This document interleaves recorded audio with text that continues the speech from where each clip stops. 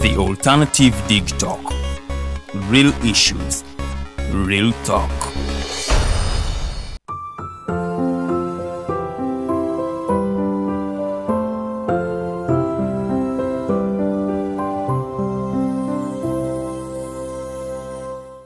Fellow citizens, following the sequence of events, Uganda seems to be at political crossroads.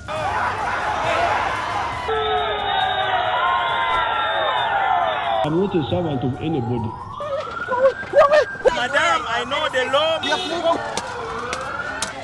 As such, Alternative Digital brings you the Interface Show with retired Colonel Dr. Kiza Besuje. Let's keep on the same page on Alternative Digitalk, As he gives you the alternatives on the transition question, rule of law, human rights and freedom, youth inclusion in governance, economic stagnation, as he confirms. I'll be always here Saturday from 10 a.m.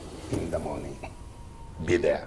Don't miss the live discussion on the Alternative Uganda, Digitalk TV Facebook pages, and the Alternative Uganda YouTube channel.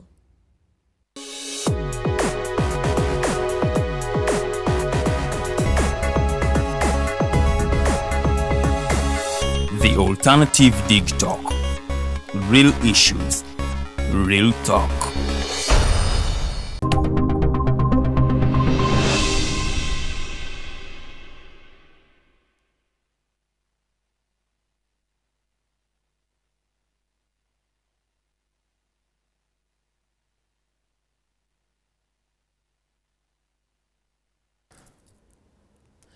A very good evening, our viewers. We thank you for joining us this evening again. It is yet another edition of the Hotline Show. Today it's the 5th day of December 2022. This means we are getting so much closer to the end of the year. As we, of course, get so much closer to ushering in the new year, you should start reflecting on what are some of the resolutions that you made as the year was starting, and then try to, get onto your checklist and see what you've been able to do, what you've been able to accomplish, what you've been able to achieve. And of course, if there is something that failed to be, done and achieved as expected, you should do an evaluation and, of course, reflect on what needs to be done much better in the new year 2023. Well, my name is Abdalla Tiff, and of course, I want to thank all of you who are watching us from wherever you are on our social media platform. Well, tonight we need to discuss a number of things. We all know several departments within the Uganda Police, but in most cases, when you speak to an ordinary person, an average Ugandan, and you talk about police, sometimes there is a way to disturb many people. You find that many people within the public, they do not have so much trust in the police. And on the other hand, when you happen to discuss with the officials and many officers from the Uganda Police Force, they tell you that they are doing so much, a lot, to ensure that there is trust, there is harmony, there is that kind of a good working relationship between the police and wananchi. Well, tonight in the studios, I have been joined by SP Jackson Mucunguzi. For those who were in Makerere some years back, you well know this gentleman. And of course, he's a former DPC at Wandegea Police Station and a former OC, Makerere University Police Post. Well, tonight I am joined with this gentleman here, and he heads the doctrine of community policing. There is that department within the Uganda Police that's so much in charge of something that you would call maybe a syllabus, something of that nature. So this gentleman is amidst us tonight, and of course our topic, our discussion will be rotating within that line to see how much we can have trust between an ordinary person and the Uganda Police. You're most welcome, Afande. You're very smart. Thank you very much, my brother, Honorable Abdalla Tiff. It is a pleasure to see you physically. And I'm one of your fans. Oh, I didn't know. Thank you. You are follower on Twitter. Okay. You are engaged in the public very well. I like your intellectual velocity. Thank you. on the digital world. Warm greetings to our viewers, especially those who are following us online. Yep. And special greetings from my dear family. I'm a person who believes that family is the everything. Yes. My dear wife and our dear children. Wow. They are aware. I told them that I'm going to a TV. An online TV. An online TV called the They would ask you, on which channel can we? Channel. Yeah. They have given me a link and I know they are watching. And all our viewers, yes, I'm Superintendent of Police, Jackson Mucunguzi. I currently sit at the police called doctrine and curriculum. Okay. When you hear the word curriculum, you know now a teacher has come in.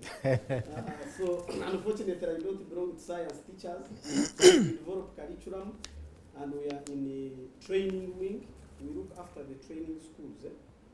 Police has many training schools. We have one in Masindi, which is the academy that takes both graduates, the cadet. That's Cavalier? Cavalier. Yes. And then the regular. Down. Then we have Webaja. For Webaja, it is a college. Okay. Center of Excellence that is attached to Makerere University, affiliated to Makerere University. Those who go there, they do masters, 1 year course. Okay. Like this model of mine is for senior command and staff. Wow. Because I was intake zone 3, 2017, 2018. Wow. And they award you a master's degree. Then we have the one in Olim Katakui, it deals with counter-terrorism. Then we have the one of FFU, this one that deals with the anti-riot. Yes. It is in Ikafe. What is Ikafe? Ikafe is in Yumbe district, okay. So we do curriculum for those schools. And on a daily basis, that's what we do. But ideally, I deal with doctrine. Now, doctrine, I don't know if I can take you through. Please. The doctrine is a set of belief. What is presumed to be true by a certain institution. Like now you see you of Digitalk. You may be having your doctrine. And for us, we are now writing down the doctrine of Uganda Police Force. And our doctrine is going to be based on community policing. Police no muntu wa bulijjo. You see, as you are talking, you said, hey, when they see police, there is a problem. Yes. Ladies and gentlemen, globally, for us, we are immunized that even in USA, when people talk about police, majority of the population maybe want to think negative yes. Because our duty is there not to please, but to keep law and order. A complainant is diverting you. A suspect is also diverting you. And always the problem comes within that element of enforcing. That's where the problem is now. Me, I was told that the reason why police exists is to establish truth. And when you want to establish truth, you must inconvenience. So there is no police that will be there not to inconvenience you. But we call upon them, we say, okay, you have done that, establish the truth. Are you aware that we are born in public? Are you aware that we marry in the same public? Are you aware that we sleep in public? So community policing is a backbone. The way you see that agriculture is the backbone of the economy. For us, community policing is the backbone of our discussion. And therefore, we have got a team. The Inspector General of Police appointed a doctrine development task force. Doctrine development task force. Okay. It is headed by Deputy IGP. Then on a daily basis, it is headed by Director Training. We are there to make sure that we are developing who is an ideal police officer, a compassionate police officer, a land police officer, a person full of customer care. Actually, most of the Ugandan problems that they have with police shall be solved by this police doctrine. For how long has this doctrine been established? Because it's something I'm learning of just lately. Even me, I was like you. When I was transferred from a DPC Ginger Road, I went to headquarters and then I said, aha, Mucunguzi, you are always there saying you studied a lot. So It's time. It is Show time us. for showing us. You are going to be deployed in doctrine and curriculum development. I said, okay, curriculum I know, But because I'm from Makerere University, I mean, there is a National Curriculum Center. Then I asked also, like, what is the doctrine? It took me like 6 months to understand what is the doctrine. But you remember I had come in 2019-18 when they had brought one of the generals in the police, General Goroba. Yes. He's one of the best trainers and directors that we have. And he has a wide experience in training, best in Africa, who is my boss. So I went to him, I said, Afande, I'm told you are good at these issues, have been here, I want to understand what is a doctrine. He was like, my son, now you have to go and benchmark in UPDF. Because for UPDF, they have already written doctrine. What guides their thinking? Why do they do the things the way they do? And it guides them. I think that's why they are a successful army on the African continent as a fact. So I said now it's high time I also introduce the same to police. So even when you go on internet, you go where to find doctrine, it is limited. They instead take you to ideology. So this whole thing was a creation of Afande Goroba when he joined the Uganda Police. But when I went he back, realized there is a gap. Yes, there was a gap. But when I went again into research to think about, I found the late AIGP Kawes had written something like a concept paper. Okay. And I picked from the file of late Kawes, who had written how it was supposed to be done, until when of recent, they appointed that task force to implement it. It is engaging every day. We have the top blast of police, experienced, educated. You talk of Dr. Kamia, Dr. Kwadi, we have like doctors of books. We have the consultant, who is very technical, who was fundamental in developing the UPDF doctrine. And when you see we are there, we discuss, we disagree intellectually. There is no rank there. So long as we put out something. A doctrine has 3 levels. We are now doing strategic doctrine, which guides the institution at that high level. Okay. Where does the commander-in-chief want to see the police? Where does IGP want to see the police? So when he gives that direction, then we narrow it down to operation doctrine. Okay. Now, for example, police has about 18 directorates. Directorate of Traffic, Directorate of Operation, Directorate of CPC, which deals with counter-terrorism. So we shall now zero down on that directorate. What is its vision? What is its mandate? What is its daily encounter details, job specification, and job description? So we do it at that directorate level. Then when we finish there, we got what we call tactical How doctrine. is it implemented? Now, on police see a policeman at Kempson sub-county where I'm born from, does he know what the director wants, what the boss? We are trying to overcome the other public challenge. We are saying order from above. In history, there is no order from above. It is just ignorance of an officer. The law is there, the doctrine is there, because for them they have been using the police standing order. Police standing order is like our chef. It tells us what to do. It does and don'ts. So we normally use that one. So this doctrine is going to be like a beef on that skeleton. So we are adding a beef. They call it garnishing. Garnishing, that one. So we shall garnish on the police standing order, which gives a police officer powers what they know they are described through. But this time we are adding fresh on that policeman on ground. Now, Afande, you've talked about you've talked about the orders from above. You know, of late we have those things we have. We don't know where they came from, but they are within the public. Gamba Nogu, you know, those things are there. And then orders from above. How is this doctrine going to eliminate that? Yes, now, if it is unnecessary. There are some words that have come in society and we have accepted them. We have accepted them when they are doing more harm than good. For example, Sente Zakameza. It is a chara. There is no money written there, Bank of Women. And I mean, if you don't care to take care of it seriously, your marriage can get issues. So the same nonsense of order from above. That nonsense. No. So this doctrine shall be helping us to overcome all these allegations. You can even use a doctrine to defend yourself in a disciplinary court. They say, why did you, for example, invade Digitalk TV? You say our doctrine says we should invade if authorities like that. And I mean, if it is written down, so it is like a marking guide. It is a dogma. It is a set of beliefs. It is going to guide us so much.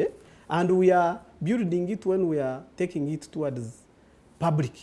Wananchi who pay tax. Wananchi who are our mothers. Wananchi who are our wives. Wananchi who study with our children. We are trying to bring this human face into a police and in a written form so that you don't say order from above which is not written anywhere. Because you see, at times, for example, today I was teaching the same thing, the doctrine of community policing, public relations and stakeholders management to Marine, or commanders of Marine in Uganda. Marine is the one police, Marine police, the one that looks after our water. In Uganda. They're very hostile. You see, that's what I was telling them. You must put a customer care. Because Afandenanga suffers when he's explaining our mistakes, by the way. He has the hardest job. Yeah, I'm telling you. Because you put Samona on where. But even Wananchi are not easy. Wananchi, we also tell them that they should know our mandate is very swift. Our mandate is so delicate. Our mandate needs engagement. I mean, we are there to keep law and order. You know, policing is like a daily bureaucrat. Yeah. We are fire brigading. You go, anything can happen. Anything can happen. Yes. You go there, you enjoy your sex or what? Produce a kid, you throw in a toilet. The next person to rescue is the policeman. Can you imagine how we are an effect of your cause, which is very dangerous? So they normally do things that are very dangerous, and police, we are supposed to go there. Then when you delay, they abuse you. But you abuse us to do what? A person says fire is here burning. Then you say, where are you? Ngoita wa mama na mtebi, okwata wale wakasajja, no serengeta kumuti, no. Now how can a policeman know all that? So our nature of job in Uganda also affects us. Honorable Abdalla Tiff. Well, I think this is an interesting discussion. Sure. Now, the preamble you gave was so much interesting that, of course, Afande, the late now, had written a document on this. And then Afande Goloba, when he came to the Uganda Police, he also realized what could be some of the gaps that were maybe detected by these two gentlemen. And they realized there is need to have a doctrine within the Uganda Police. Yes. There is we have the lead gap is command and control.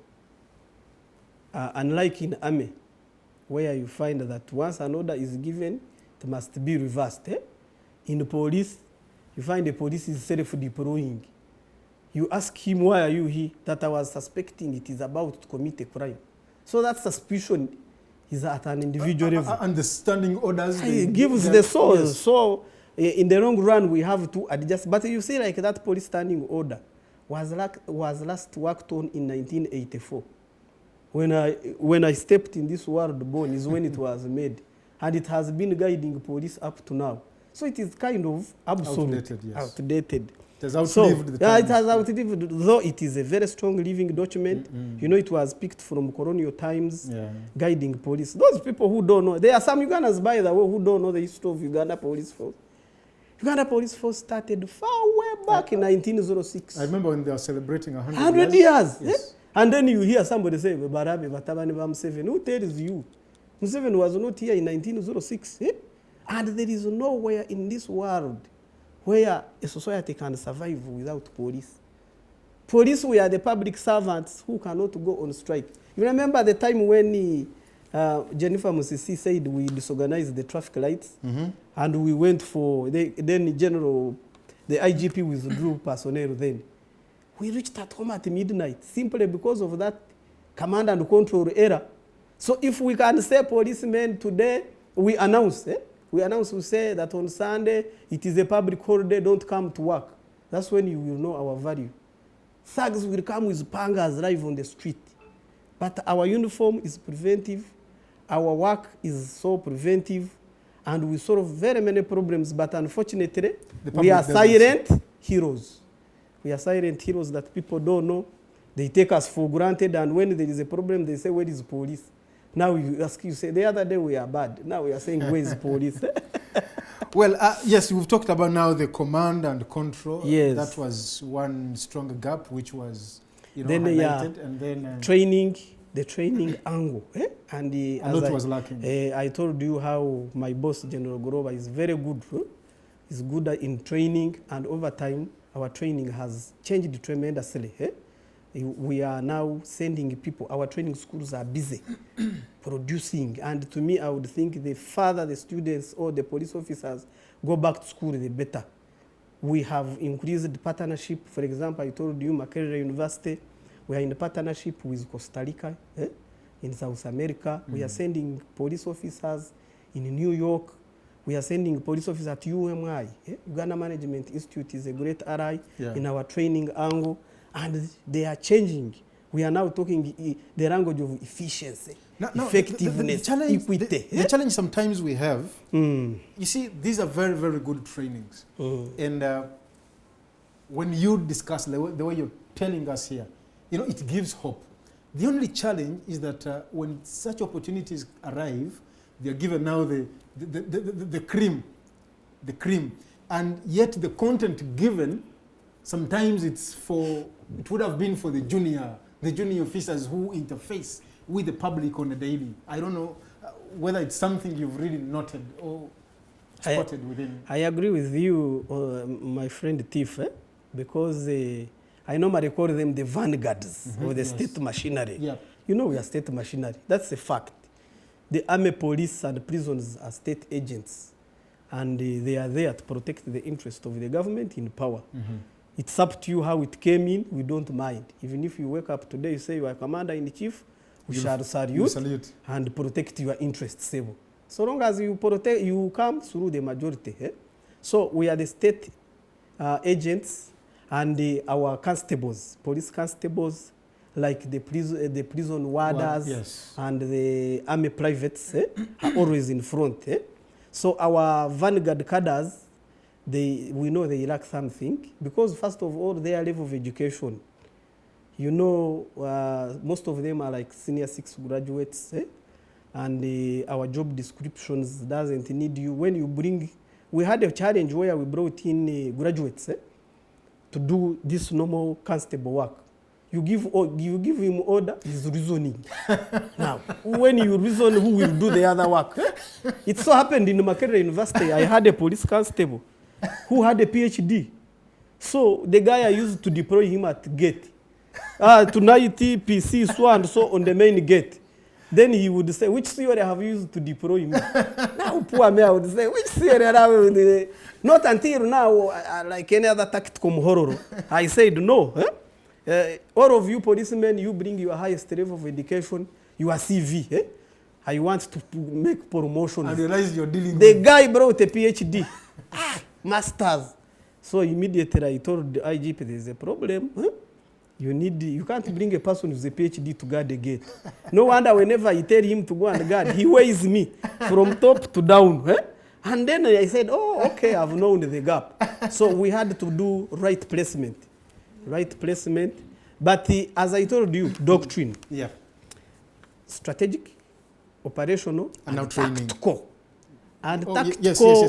Tactical is for those people down. Yes. Now this time we are going to be telling them, be doing 3 levels. We said strategic for the operation and tactical. Yes. This tactical, we shall develop it for a police constable deployed at, for example, UBC. Your duty is to do A, B, C, D. We even give him. So if we find you that your duty was to guard, and we have found you escorting, then it will be a different story. Now, that is where we shall do that. But however side to me as an individual, in addition to that doctrine, because you see it is more academic, if we can improve the welfare of police officers, especially those on the ground, because their welfare also matters psychologically. Yes. Psychologically, it affects them at work. And we are now, this doctrine will solve all that. Yep. We increase your salary. For example, a police constable gets 2 million. When you get 2 million, if we get you taking a bribe of 50,000, then you should pass through Ruzara and go away from the force. So we need to make our work so attractive.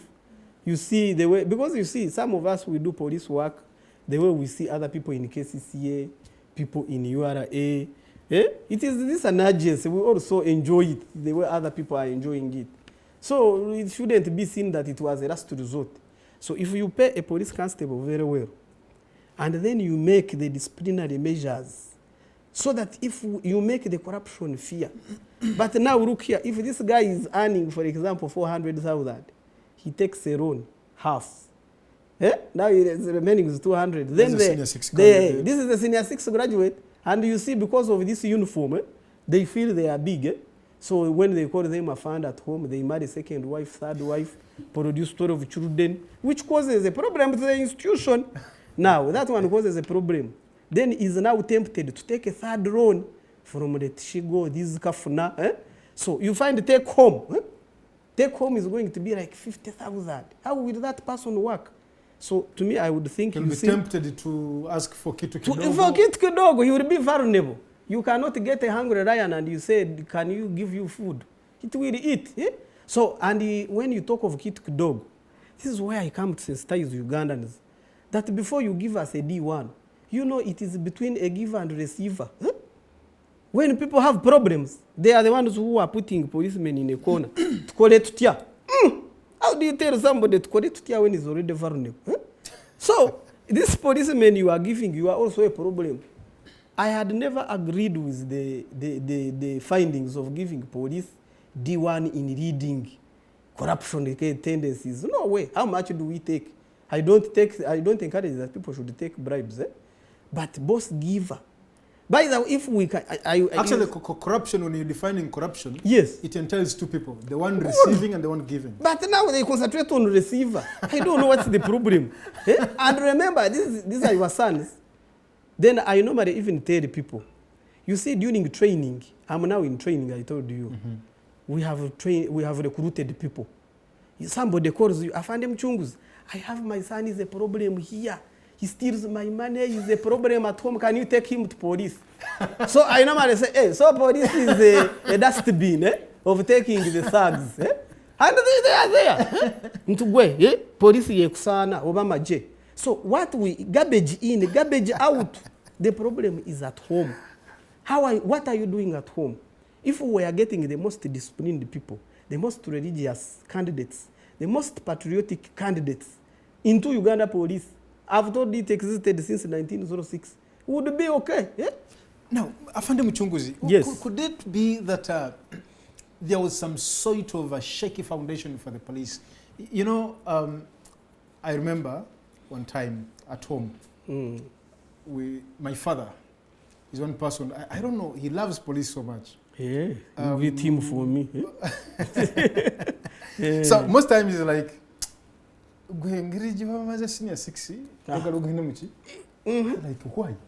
Like police, it's a good institution. Like, why didn't you join police? You know, now those are some of my brothers. Like, why didn't you join police? Yes, because you want it. But so the point I'm trying to make is that was police established on a shaky foundation? In that, like the example you gave, say, oh, mwana mubi and please, mutwale muchi.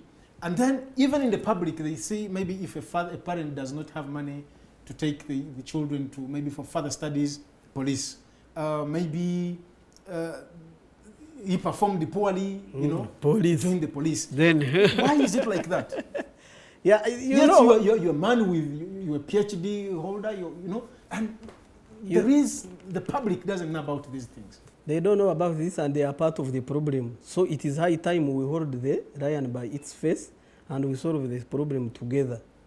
You know, when you read the history of police from colonial times, we started during colonialism. Yes. Where ideally police was developed to control the riots of Africans. Was it against 1906? Yes, 1903, 1906. Okay. When we were out of the kingdom rifles, those who were supposed to protect the interest of the haves and have-nots. By the police, ideally, is supposed to protect those who have. General Ronda Nyakirima used to say that the haves are not sleeping because the have-nots are awake. You get me? So when the poor are very many, they disturb the police because police is supposed to protect the other ones. That is during the colonial times. But over time now, when it came and it became into an issue of law and order in the society, now we had to say, no, even the poor need the police. Because you see, the have-nots are now turning against the poor. They are grabbing their land. They are planning against them. And I mean, we cannot do that. So police changes over time. And then there was this concept now. Now, Tiff, for you understand, even your father is a love of police. If you ask him that what is the police in Runyankore or Uganda, he will say Muserikali. That police Muserikali. It is from Kiswahili word. Musuruweda. They think we are stupid. Our Serikali, Surukali. And then now that one was undermining the quality because it is about order, arrest, no reasoning. But now we are applying logic through doctrine. We are being so conscious about people's needs. We are worried of what is happening. We are now following we are flexible. Police is now flexible, if I am to tell you. Out of, by the way, I've now made analysis among the leading MDAs of the government agencies. Police is the leading public service servants who are highly educated. I did analysis there in training. If you say highest level of education, master's degree, policemen in their hostile work environment. Maybe it's within eco measures. There is quite a bigger number of those with higher educational levels, and then those with levels. Like, for example, we have more constables who have master's degree, but they are on the road there. Then somebody now is there dissing. As you look at this policeman, you are there, a senior 6 graduate, you are abusing a master's holder. But because of training, we just laugh over and whistle our bro. We blow our whistle and continue. Since it is part of the job. Now, let's talk about the Kiswahili thing. Yes, the Musuru Wakare. Wenda. Yes. There are people who have failed to embrace that language. Because they say, hiyo ni lugha ya waizi. Wanaitwa waizi wa hivyo. Babi.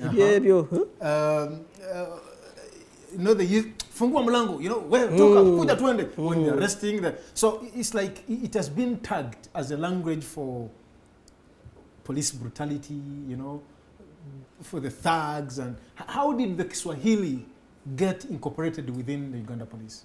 Good. Historically, we go now historical. I'm a graduate. I'm a fan of General Yoweri Kaguta Museveni, Pan-Africanist. When you understand the Pan-African issues, it is believed that Kiswahili was born in Tanzania, exported in Kenya, and was buried in Uganda. Ugandans don't want to speak Kiswahili because of what happened with our history.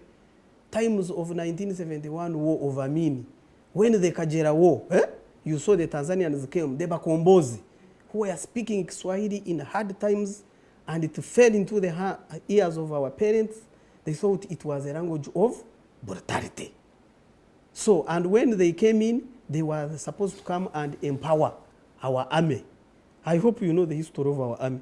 From NRA, the Bush War, into the UPDF, and their graduates. It is only UPDF that is self-made from our own army of NRA to UPDF. And they were using more Swahili because of Tanzania, the Munduri you hear of. So police as a supplementary force of the army has also had to do with Kiswahili. Because we used to get the instructors. No wonder you find that even today, we are still doing well with army in police and police in army like that. So Kiswahili is part of us. And Kiswahili is widely used. Like now in army, it is pure Kiswahili. We normally, one of the challenges of joint training, policemen, we are more English speakers than Kiswahili. Why? Because we interact with English speakers and Uganda speakers, the local language. So for you to get solution from wananchi, you must speak the language. The moment communication is broken down, then there is a problem. So communication matters a lot, by the way, even in family stability and building. Communication matters a lot. If you can't give feedback to personnel, how do you do it? So that is how Kiswahili used to cause problem. To get the coordinates, the training, and the culture into that, it had to be in Kiswahili.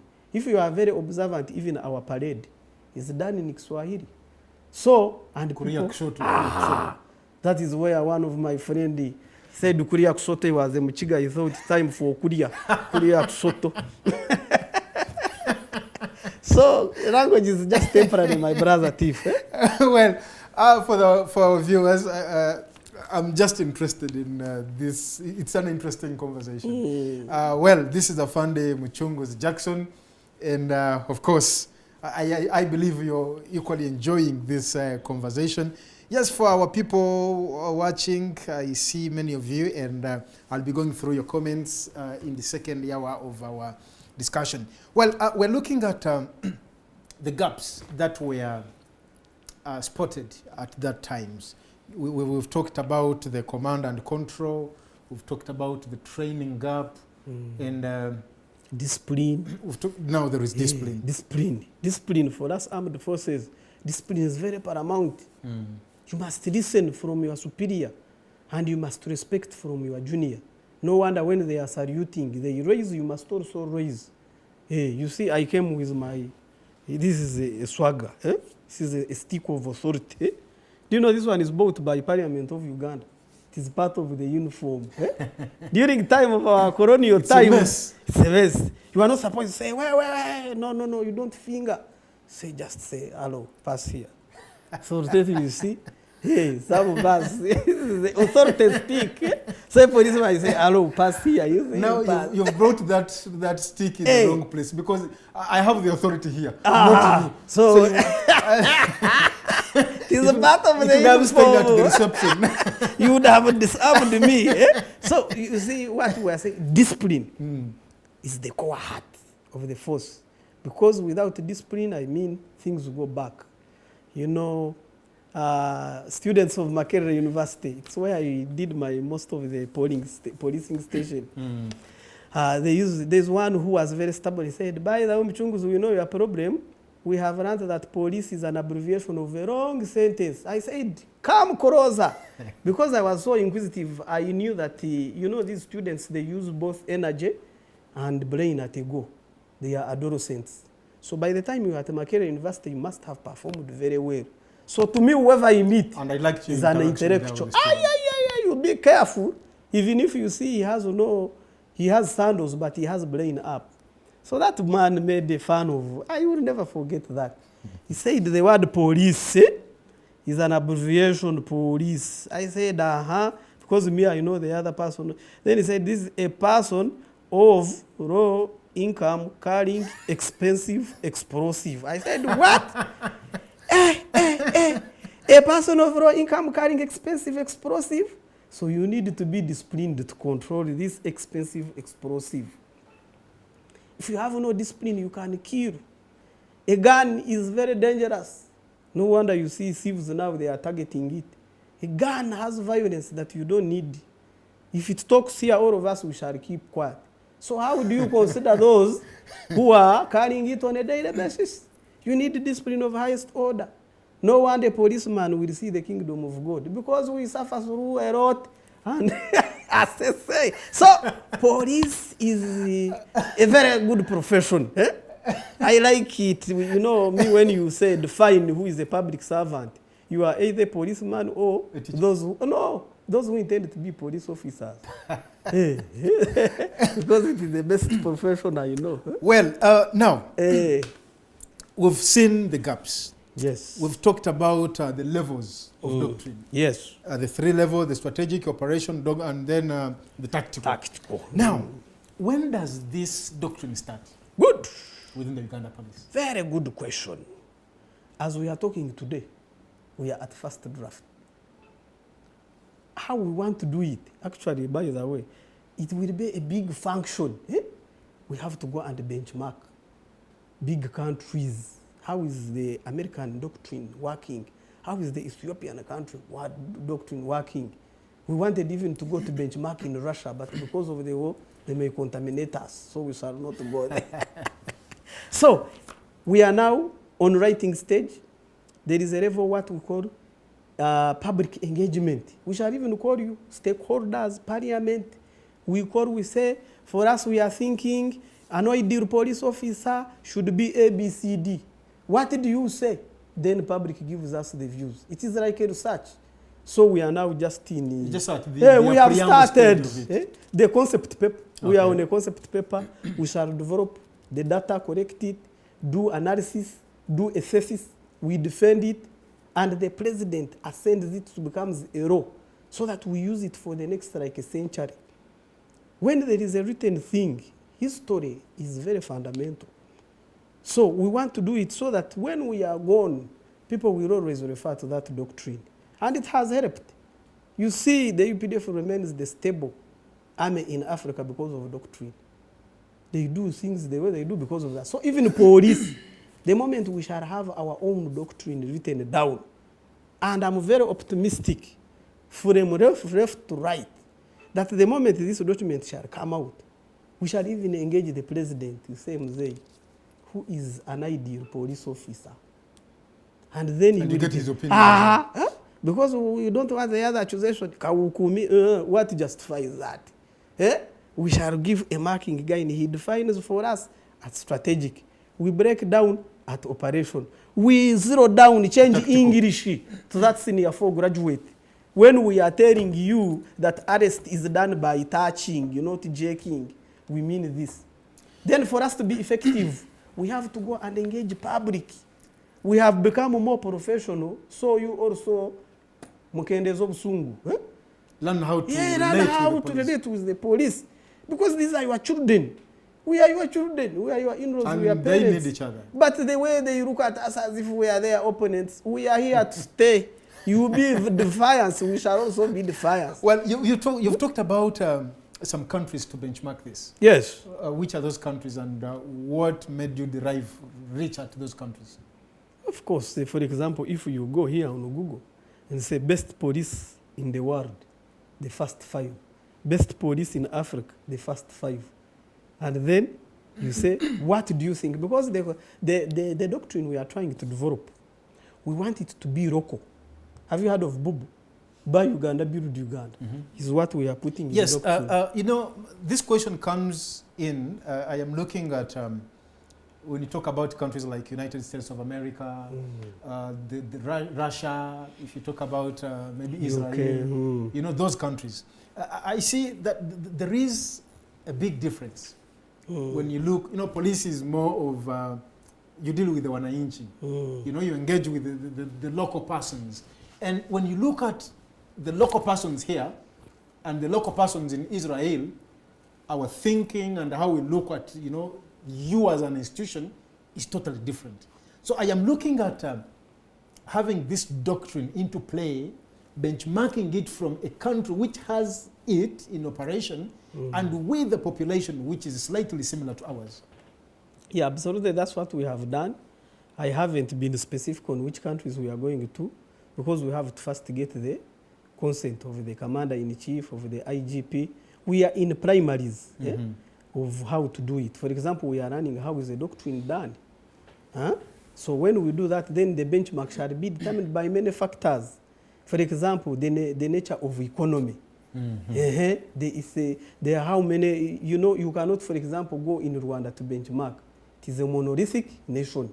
But here we are a multi-tribal country. So you need to go and look for a country that has the same, whom we are comparing together in terms of our history. So there are very many factors that will determine the international comparison benchmark, that will determine the African benchmark. But we are aiming, largely 90% of our doctrine shall be locally made. What does Tiff think about police? What do you think we can do better? If you are to go in my shoes, what do you think we can do? Then we write down, we shall even call public callings. We say this evening, Parliament is going to give us an option to discuss on who is an ideal police officer. Then they discuss when, for us technical team, we are writing. Then when we finish that one, we shall launch. Kororo today, Uganda Police Force in history is going to launch its first draft of doctrine, which was done by wananchi involvement, stakeholders, leaders of opposition, media fraternity.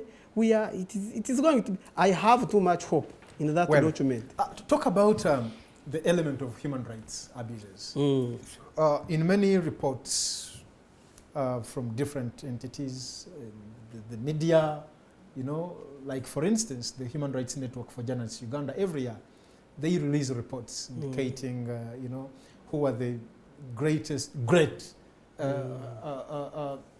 abusers of the media rights in this country. You know, those who violate press freedom, those who batter journalists who are in the line of duty. To talk about that within your doctrine. I told you if you were observant in the task force. Okay. One of the person who is heading it has a PhD in human rights, Dr. Kamia. And he's passionately defending the human rights issue on a daily basis. And even me personally, I'm an advocate that police belongs to people and people must be listened to.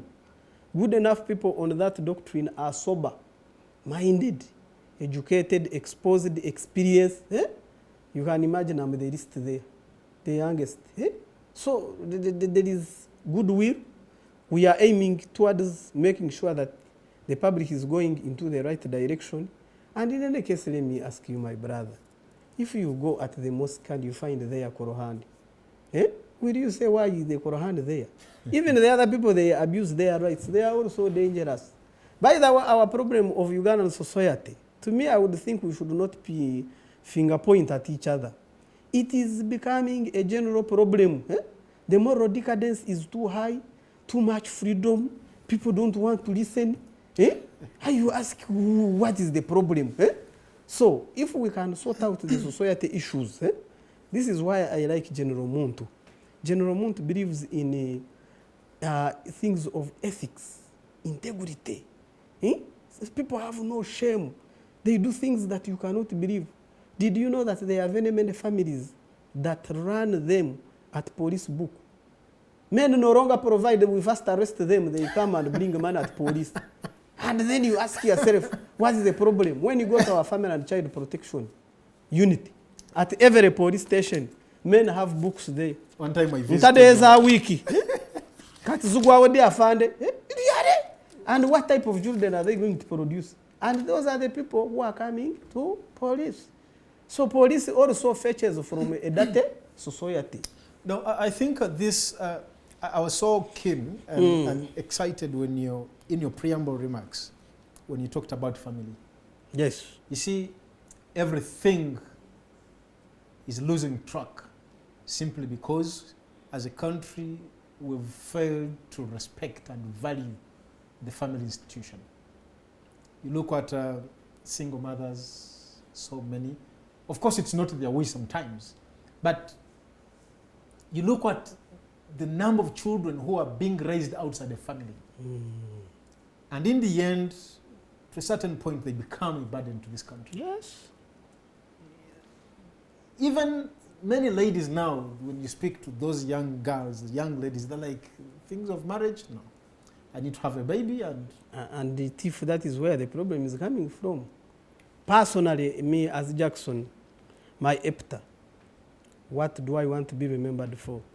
I want to be remembered, if I die today, to be remembered as a police officer who loved his family. That when I reach at home, they don't say a 99 has come, but a dad has come. To be remembered as a person who is passionately adding value to marriage. Once marriage and family are finished, because as I grew up in a Christian family, I believe that God is the fountain and the patron of marriage. And in fact, to me, if I was the president of this country, when you are going to be appointed in a serious office, they should look into your family stability and ability. Eh? Some people are just holding big offices when they have a problem at home. So even like this policing, it starts at home. Are you providing at home? I normally ask my juniors, I say, you are here solving a case of somebody, but what have you done at home? Is everything sorted Is at home? everything sorted at home? And our doctrine, by the way, is looking into that. The role of religion in family and officer management. There is that unit that we are going to write about it. Because things are failing simply because the family is at verge. People no longer talk. Huh? Men are now sleeping in World Cup.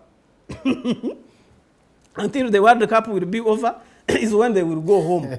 So you ask yourself, where is the point?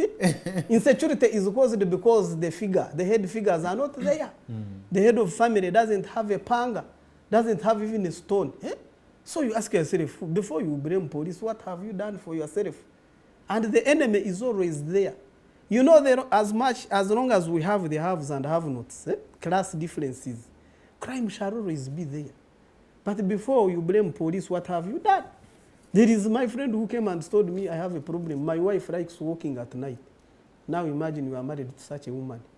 At night, that for her, by midnight is when she has started Kampala. If first will find you there, when will you know? People have functions and going out. So family stability, we take it back to Mother Teresa. As you know Mother Teresa? Yes, I do. Says that when you want to impact society, first go and love your family. So can viewers and everybody and fellow police officers have time for your family? You are just wasting time. You go, you look for that money. You are working for those children. Children will sell those property. You die like today, tomorrow they will sell them at a cheaper price because you did not engage them. I'm sorry if I have annoyed many, but that is my thinking. Yes. Anyway. You know, we are getting to the end of the first hour. And we'll be, of course, breaking up. Hallelujah.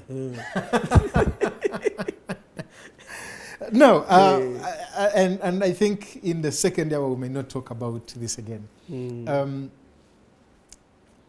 You said you're already doing some teaching. Yes, even from now I'm from teaching. And yes. So that teaching is within the same line. Yeah. But again, you're saying you're still at the very, very infancy stage of this whole thing.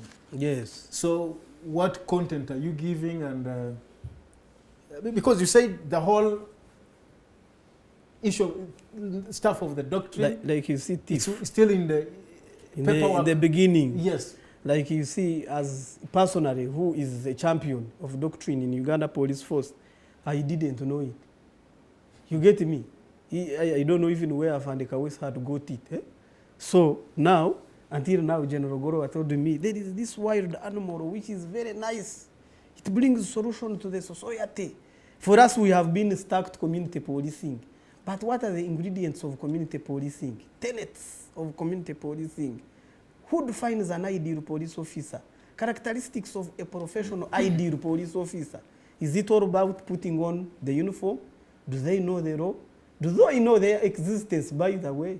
So all these ones, so now we are all like on any opportunity that I get, to the extent that even when I reach home and they say, Afande, there is no yaka, then I ask them, is that doctrinal? So you must use it in a daily lifestyle. Is that a set of belief that you presume that it is the best? That's what we mean when we are talking about a doctrine. A set of beliefs or philosophies attributed to a person or group of persons, and to know whether they are very serious. President Yoweri Museveni, when they were developing this doctrine in 1999, you know, some of us, we quote him as a philosopher in this issue. He says that a doctrine is a set of beliefs that are held to be true by a given body. What guides you as an individual? For example, you, Tiff, what is your vision in this world? What is your mission? And what are the core values that guide you? The moment you don't answer those questions, don't blame police that it is brutal. You are a problem to yourself. So we must be objective in our lifestyle. Well, doctrine is just like any other institution. if I take it in the political context, it's more of an ideology. Yes. What do you believe in? Good. How do you want to be identified? Good. What differentiates you from others? Yes, that's. Can you defend your actions? It's the game. So I'm now trying to do congest and break down the concept to police officers. Whenever I meet them, like now I was meeting those of Marine, I said, do you know a doctrine? Then those who want to try, they think ideology. That it is to be royal, what? No. What do you believe in? What you do in darkness, can you repeat it during the day? Can you be in charge of yourself in times of darkness and day? Can you be responsible by your action and you come and say, Tiff, you are my boss, but I've done ABCD and I want to defend it. It's well with my soul. Like Americans have their doctrine, their country first. Eh? And others follow. But here you don't know about what? For God and my country. Eh? Eh? So we need to have that doctrine, and I think it will help our police officers. Well, now, there is, before we go for a break, I am looking at 3 documents here now. We have the doctrine. Yes. We have the police standing orders. Yes. And then we have the community policing. That one.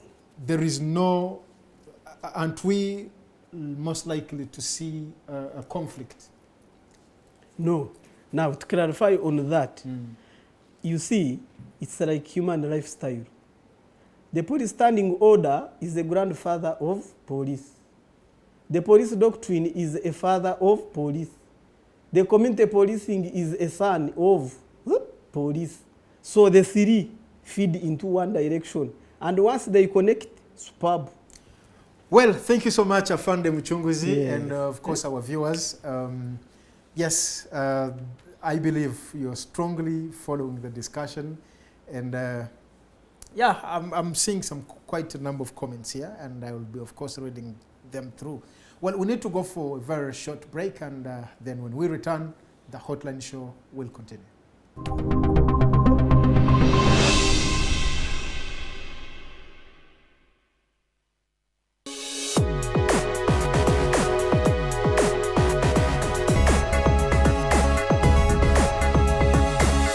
The Alternative Digitalk.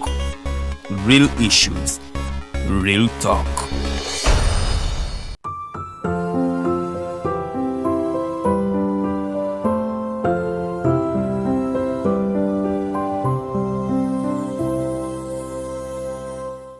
Fellow citizens, following the sequence of events, Uganda seems to be at political crossroads.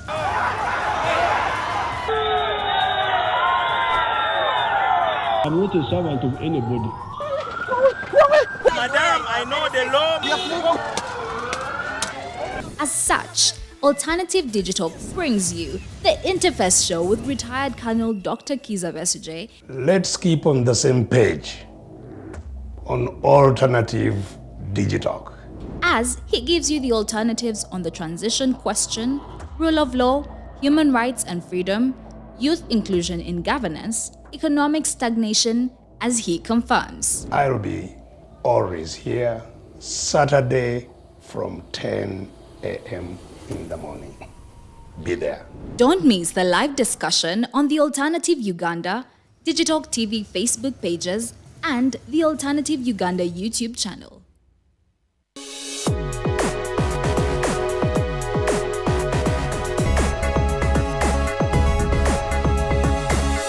The Alternative Digitalk. Real issues, real talk.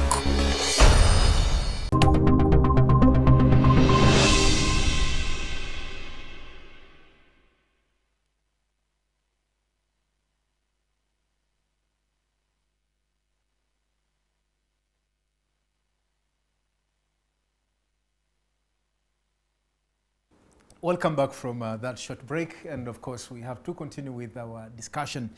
Before we proceed, I need to first look through some comments here, and of course I need to thank all of you from wherever you're watching from. I thank you for being part of this conversation. Abdalla David, thank you for being on. Bala was yes, Pato UG omuntu wa wansi, my friend Afande Mucunguzi Kajambo. Bala David is on live. The volume was kind of low, but I think the control room was able to work on that. Yes, Nagasha Mucunguzi, thank you for watching. Hey, hope it's much better. The problem could be with your... Okay, I think these were responses from... well done, Afande Jackson Mucunguzi. This is from Mwesigwa Kabona Memory. Jeremiah, thank you. Kwetulinyo. Akande Andre sound check. I think the team was able to control that. King Kamhairi, thank you for watching. And Bahame Utshomese Bzima. I don't know. Oh, teach us more. My fellow Bahoro Banyankori. Bahame Utshomese Bzima. Well, yes, Akande, yes, I am live also, nigga. Then this one is, Akande, that Muchiga friend is waiting for you at the door, Haza. Then Ivan Katabazi, thanks Afande for sharing this important information. Much love from Kebison Rukunjiri. Oh yeah, those are my people. Then King Kamhairo, interesting conversation, proud of Mucunguzi Jackson. My brother. Then Ruli Pate, good work, Commander. Patrick Rule. Vincent Mukokoti, thanks our Gamba Nog, we are proud of you. Those concepts. Yes, then Anita Mugisha, Uganda is not a Rwandese kingdom. Check his accent. There is no Kamara and Shijere. We are one. We are Africans. No problem, my brother. Live from Remi Yagasembabule, Julius Hilke. Then we cannot respect the Rwandese police and army in Uganda. Fed up with Rwandese colonial... okay. Hey, those ones lack information. Police and army have turned into assassins. Who will respect you? God forgive. Then Dixon or Jakol, I am on. Nakato Viola, Ganbanogu is a disaster. Well, I am going to give you 5 minutes to respond to a few of these, if there is any for you to respond. And then we go into something else. Absolutely, I want to thank everybody who is following. This sounds to be massive. Where those who have negative comments, they are part of life.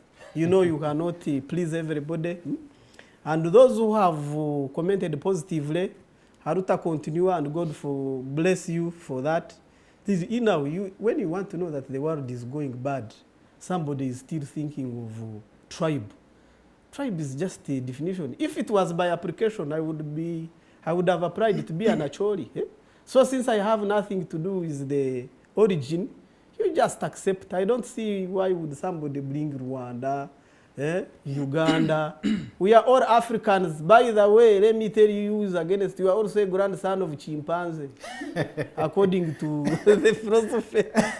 So we are all grandsons of chimps, and we should accept we are Africans. We are one blood. We should look very far. We should remain focused.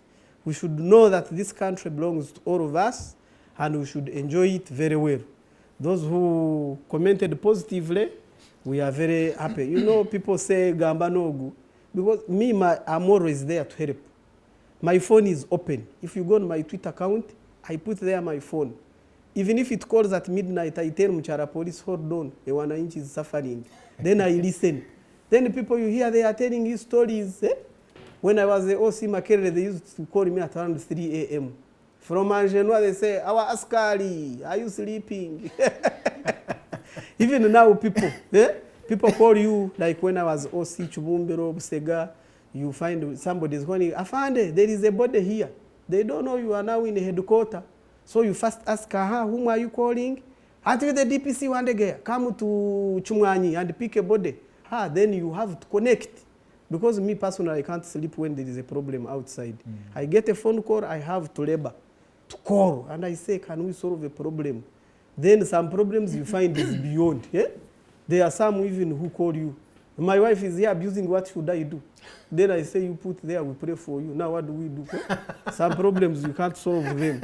So I want to thank those who are following. And those who are against Bambe, you forgive us where we go wrong. And where we do well, support us. Well, thank you so much, Afande Mucunguzi Jackson. This platform here, I think, can give can amplify that doctrine for you?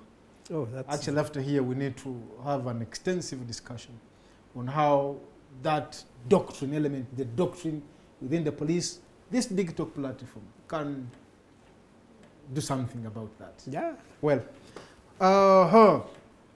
we'll also be opening up studio lines for those who would wish to, make calls and then to be part of the conversation. Now, Makerere University convocation. Yes, this is an association that brings together all former students of Makerere University and, of course, the current staff. Yes. Some of the mandate of the convocation is to come up with proposals and then share them with the responsible officers, the Senate, the academic staff, that top cream body of the university, to see how Makerere well maintains its position and, of course, becoming much, much better than the way it is. The convocation association normally runs elections after every 4 years. And as we speak,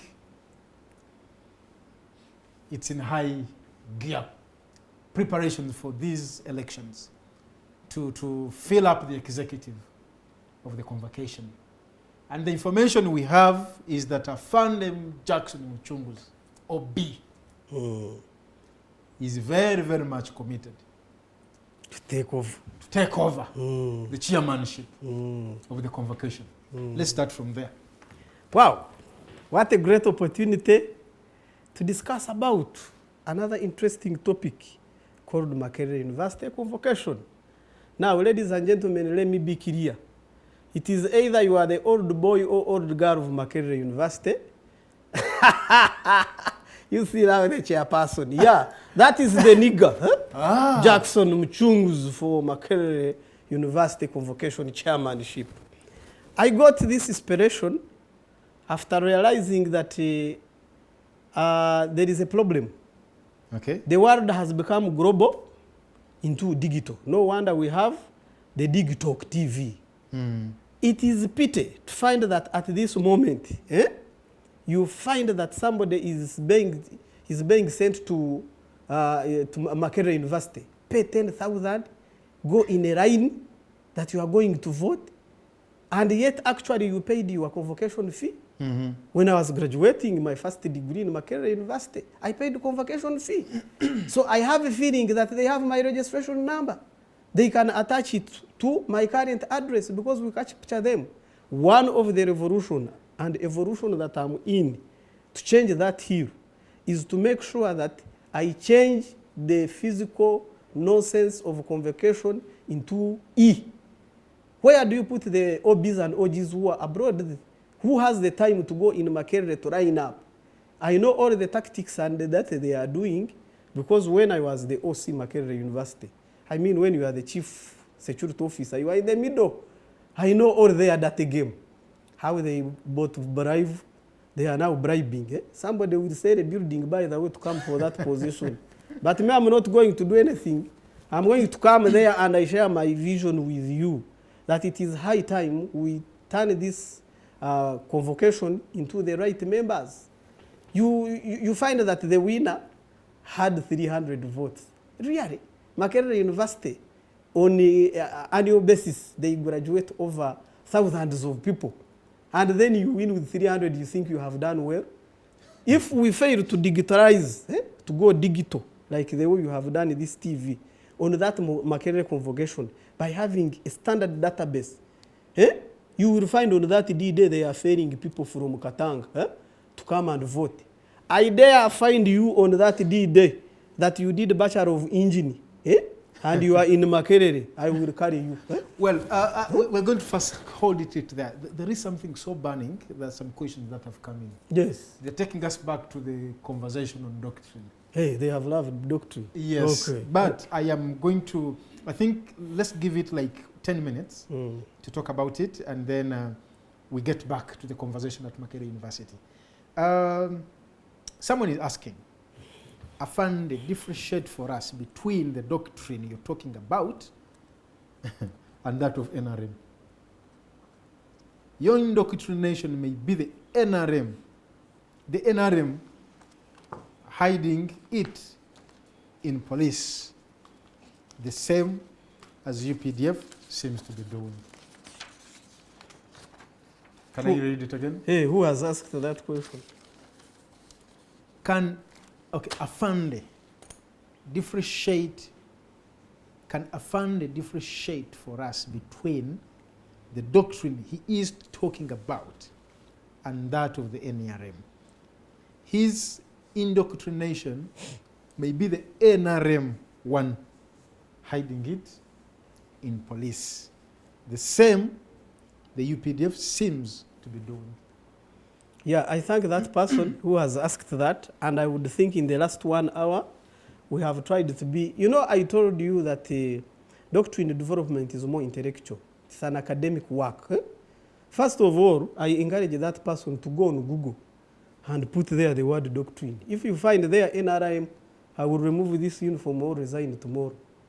And when you are talking about ideology, ideology is what you believe in. You have a right to believe. NUP has an ideology, NRM has we don't want to put politics in this. A doctrine is a set of beliefs that are held to be true by a given body like police. What do we believe in? That it is ideal that can bring a professional police officer. We shall be defining the characteristics of a good police officer, the behaviors, the dress code, the conduct, etc., etc. How do you behave yourself? So when you bring in NRM, you see, I was very technical when I told you that police started in 1906. NRM started in 1980, I think 86. So how do you compare the thing of, and this document is going to be there. This is a fresh that we are going to put on police standing order. Does that person know that we have police standing order that guide us? So a doctrine is a dogma. The way you see a Catholic says in the name, that Kabonero, that is his doctrine. He believes that when he has the cross, a rosary, he can climb a mountain. That is the doctrine that he has. The set of belief that you have. What do you believe in? Now, the issues of NRM ideology, we will call Chado, they come and explain them here because I don't know them. And indoctrination, how I wish we can indoctrinate more our police officers into our doctrine. I would think indoctrination is about to sell your idea and somebody believes in you. So what's wrong with that? How I wish Ugandans can go and read. There is power in reading. There is another question here. Thanks for hosting Afande Mucunguzi. Let him tell us how the police, which in many people's view has been captured by UPDF, embrace its own doctrine. Isn't this doctrine an armed doctrine, rather transferred from UPDF to police? Otherwise, if it is as he explains it, it seems a good idea. We are waiting to see its practicability. I like that reasoning. I like that reasoning. First of all, if it was a UPDF, I told you UPDF, they have their own doctrine. We would have copied and pasted, remove UPDF, put the word police and go on. But we are going to develop one of our own that is community policing based, that shall be listening from Wananchi. We shall go in Katanga and ask them, what do you view about police? I know they will talk about the negative part of it. Then we shall tell them, okay, internationally, a police is like this. At regional level, a police is like this. At national level. That question came from Salongo Paul James from Washington. You can hear. No wonder he's from Washington. That's why he's asking relevant question. So we need to know that a doctrine is going, it is a new concept in the eyes of Ugandans or in the ears of Ugandans, but it is going to help us so much. And the brain that is behind it, I trust it. Oh, it's going to be superb. Police in the next 5 years, it's going to be admired. You will be seeing people flying from abroad, airport, to come and benchmark on this Uganda Police Force. We'll see people running from education to join police. What are you saying? People will resign and come because of the doctrine. And we are not about to go, like me. I will not leave police because it has Gachari Mabaga. So even if you quarrel, Kwasis. Well, I think I've exhausted the questions that have come through, unless there is any that I've not been able to see. But I think those are the questions that came through. Yeah, I think they're those ones. Well, now let's get back to the conversation on Of the convocation. Convocation victory on 30th December, if at all we don't change, because you know that Makerere University, everybody is very bright, including a Kirina. Huh? Don't take everybody granted. Whoever enters in the gates of Makerere University is terrible. So it is not by mistake that to be at the helm of Makerere University for 7 years, it is on record that in my regime I aborted 200 strikes with my team, of course, which is not done by a normal person. Without tear gas, 200 strikes. People, because I understood the ideology and doctrine of students then. What do they want and how do I solve them? I used personally to deal with the top police management to fetch water for students. When I have got intelligence that there will not be water in Micho, and I know tomorrow we are going to use a lot of tear gas, disrupt what, ABCD, the effect of bringing in the state machinery.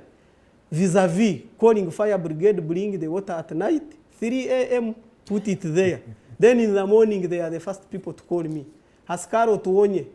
Yeah? We don't have far, but it has come. So it took me a lot to understand. I understand Makerere University to the extent that I know where you can hit a stone tonight. Eh? And I have so passionate about, when I heard about this convocation issue, you see, it is all about alumni. Are you the OB? Are you the OG? Are you doing there a master's or PhD program? Are you a staff of Makerere? Both, by the way, academic and non-teaching still. And my friends of non-teaching staff, they know how we have fought a battle together. During there, the pay rise. We suffered with them. System changed. In my time, we used to sleep late when we are planning with them to do better. Did you leave blueprints there? Oh! For the people, I mean, for in the office, did you leave some tactics in the office for in that those who came in after you? They took over. Eh? If you talk of Masingano Jude, talk of Kasivante, successful people, police officers. In my time, I inspired very many police officers to join, students to join the police. In my regime, I remember General Kare told me, I want the engineers, best of the best, to join the police. Have you gone to Naguru? Those buildings that have been constructed by our own engineers, our children. I went there, I told the lecturers, give me the best to those who have D1, D1, D1. We met them, I said, look, police needs people who are brainy like you, and we shall take you on. And we took them to police. Now they are doing wonderful transformation, socio-economic transformation. We are the agents and primers, and it needs into that thing. By the way, of recent now, I have been even asking myself, each student pays 30,000 for convocation, and thousands of them graduate. That translates into like 1.5 billion or 2 billion annually. Where does that money go? Accountability. Could it be the scene of crime that I'm going to circle and people must be accountable for it? You know, there is a cartel of individuals who think that they know the politics of the university and they are the owners. And yet I used to see, these are my fellow suspects. How can they be running the affairs of the university? So I want to go there and stop it. Stop that intellectual hooliganism in the association that is supposed, I like the way you described the convocation. It's supposed to bring ideas. Like, okay, I want to thank, for example, the current regime. They constructed that perimeter fence, which was one of the challenges of the security. One of the challenges that I faced in Makerere. KCC as well. Whoever was behind it. It had porous borders like the way Uganda is a landlocked country. And there is a point when I used to say, should I deploy policemen surrounding the university? I remember one day we were waiting for Uncle Bessie Jekano, who is my friend, who wanted to come and address students. Now the order was don't allow him in. Hey, now out of blue, you know, he's a bush war gorilla. He's in. I got that I found Mucunguzi. The man is already in the middle of the rally. Hey, so I said, now how do you do it? Eh? Then they said, go and remove him. I said, you also go and remove him because they can finish you. Remember, the man used the porous borders. Eh? And he was already there. So what I did, I saluted him, sat with him. Then he said, what do you want here? I said, I've come to protect you. He laughed. We went on a run and finished it. So porous borders have been a problem of Makerere University, and the convocation, I'm happy they have started on that perimeter fence. It needs to be finished. But they should first tell us where that money goes. In this era, it hurts me to find that they are saying that you come to Makerere, pay 10,000, we give you a receipt, put you in a register, go to Christmas, come back on the 30th, line up, vote a chairman. Query, is that still the center of excellence? The one that we are proud of, Alma Mater? Yet the world has become digital. I want to tell them that we shift. We attach a code on our transcript, and then we tell people vote wherever you are. Out of blue we see. That one will reduce that violence that is always there. They've just conducted online elections. Yes, wasn't it successful? Yep. The way we got the first guild president online is the way I want that convocation to be. So that we can bring that intellectualism. Could it be, by the way, the sick man of the society? If the land people are not doing the right thing, then the unlearned one are in charge and they are doing contrary. So the degrees we have them, it's high time that we put them into practice. For example, you have heard that I have brought and I'm spearheading a concept called doctrine in police. It means I'm an agent and a primer of transformation in Uganda Police Force. You, my OB, my OG, what are you doing there? Actually, the question I wanted to ask is in that regard. Yes. What makes you believe that you're the most ideal for that position? Because much as you have the doctrine somewhere being, in the process, other people seem to be doing other things in whatever lines of life where they are. So what makes you really think that you're the most ideal for that office? Number one, I'm the OB of Makerere University. Just like any other? Yeah, like any other OB. So it means that I'm that's legitimate. by default? By default, Yes, that I'm each, there. yeah. Secondly, I'm telling you, I was a chairman LC1 in Micho when I was a fresher. Imagine a fresher chairman LC1, and therefore I know the local problems of non-teaching staff. I became a GRC of Micho Hall, me, Garant Rat. Contested from Rukunjiri Kepson, green as I was, but with full of vigor. And I said, here I am, give me votes. People gave me. When we were there, we made sure that we transformed during our guild. I became the security minister. So when we are talking security, it is within me. I'm the first security minister who welcomed the director ISO, then ESO, General Tinyefuza, and Mama Babas at the Freedom Square, and said the security is guaranteed. We hosted the president more often. He's a visitor legally for that university. So, as a guild former minister. Former chief security. And then I became the OC. When I joined the police, General Kare was like, you are a problem to me during strike. Go back to Makerere. I told you.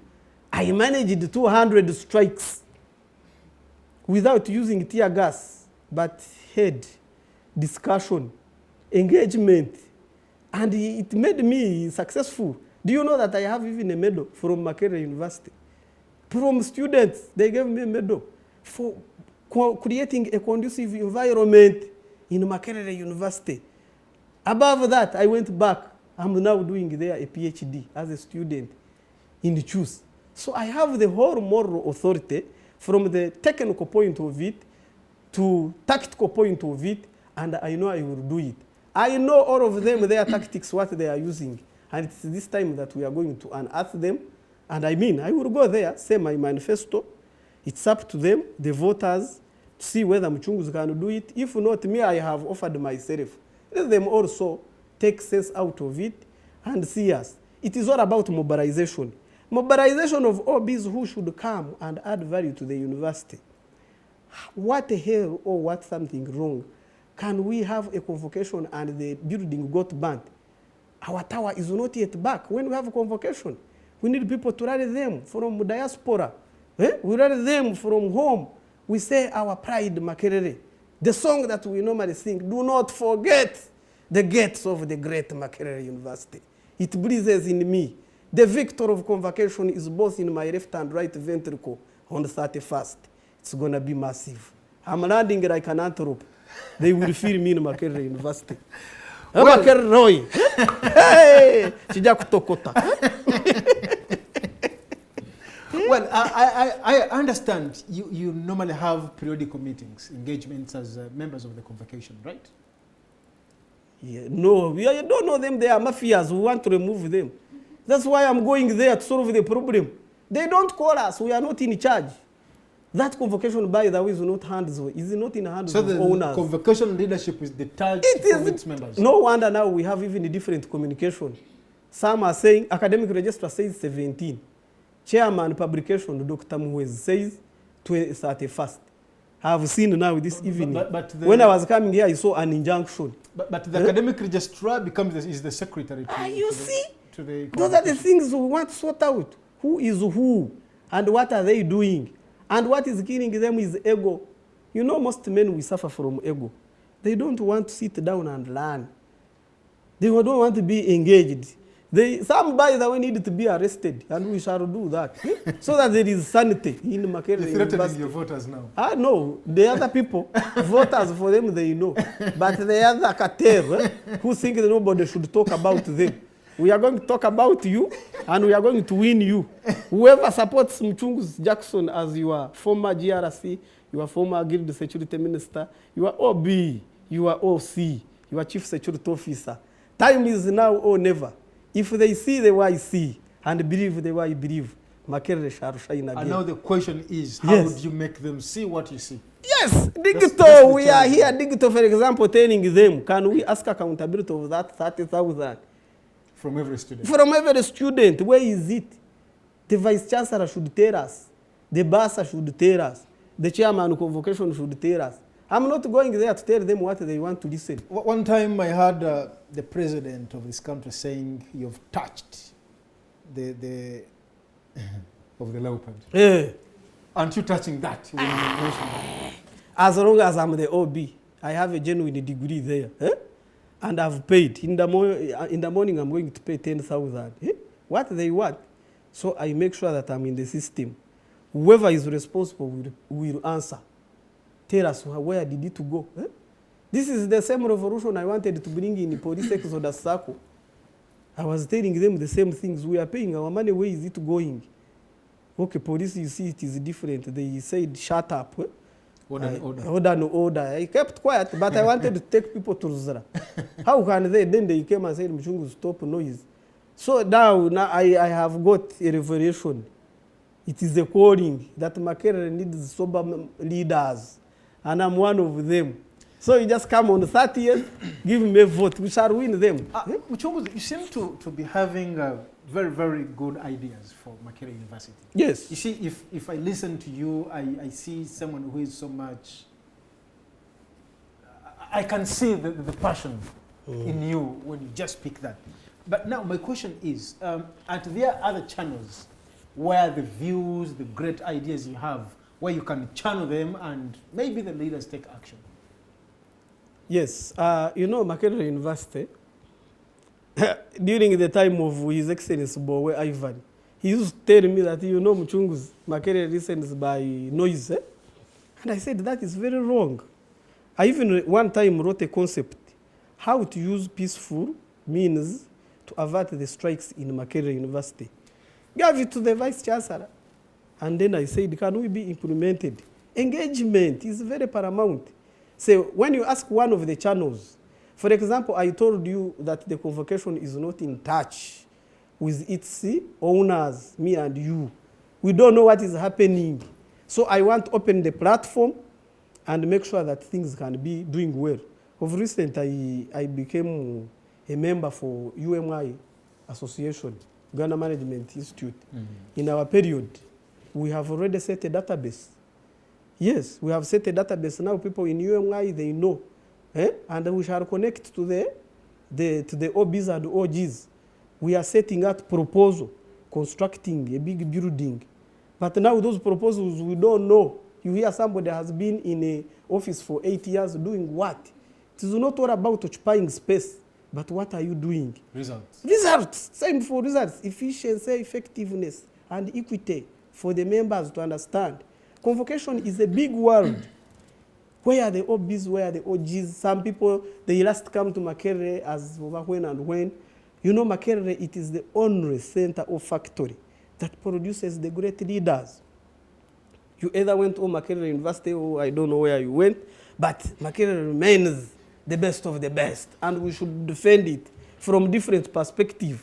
If you are so lucky and you have a superintendent of police, Jackson, the magma, that will come and make sure that things will be okay, we shall remove them and make sure that they are accountable to our money of convocation. Do the students understand the convocation? Yeah. Or they just pay the 30,000? They pay, they don't know, and I want to sensitize them. You are paying that convocation, do you know it? Because even up to now, they're asking me, who is the eligible voter? That shows they don't know. So sensitization is very paramount in everything. Bargaining. In any war, you make sure you bargain.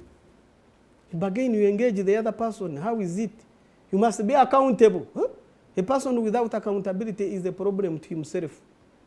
So we need to make sure that we bring that issue onto the front of the top management. When you are chairman of convocation, you sit on the university council.